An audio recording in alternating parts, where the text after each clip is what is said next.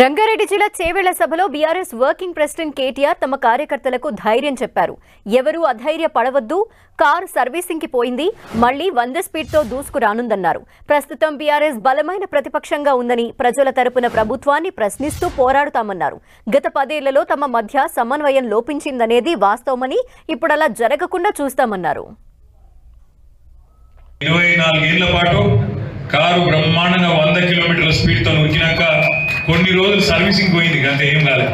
Just servicing, oil కొట్టేయాలి, clutch ప్లేట్లు మారవాలి, జర బందోబస్తుగా మళ్ళీ అన్ని సెట్ చేసుకొని మళ్ళా చేవెళ్ళ హైవే ఎక్కితే పార్లమెంట్ ఎన్నికల్లో రైమని 100 కిలోమీటర్ల స్పీడ్తో ఉరకాలి. రేపటి రోజున రంజిత్ రెడ్డి గారిని గెలిపించుకొని మళ్ళా మనకి ఏ కాలే బాగానే ఉన్నామనే మాట మనమే చెప్పే ఒక బంగారు అవకాశం ముంగట్నే ఉన్నది. బలమైన ప్రతిపక్షం అంటే గదే ఉంటుంది. మరి ఇప్పుడు నాకు వచ్చినప్పుడు మహేంద్రనే ఎక్కుతుండు, అన్న నేను జిందగీ మొత్తం ప్రతిపక్షంగానే కొట్లాడినా అన్నాడు. ఎట్లుంటది అన్న, ప్రతిపక్షంలోనే మజా ఉంటుంది అన్న అన్నాడు.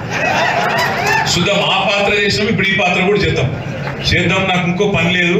నాకు ఇదివరకంటే మంత్రి పదవి ఉండే, వాళ్ళని కలుసుడు వీళ్ళని కలుసుడు ఉండే, ఇప్పుడు ఏ పని లేదు. నేను చేవెళ్ళలో ఉండే మా అన్నదమ్ములకు ఒకటే మాటిస్తున్నాను, మీకు ఎప్పుడు ఏ కష్టం వచ్చినా ఎవడన్నా కేసు పెట్టినా బెదిరించినా హైదరాబాద్ కూతవేడి దూరంలో ఉన్నారు.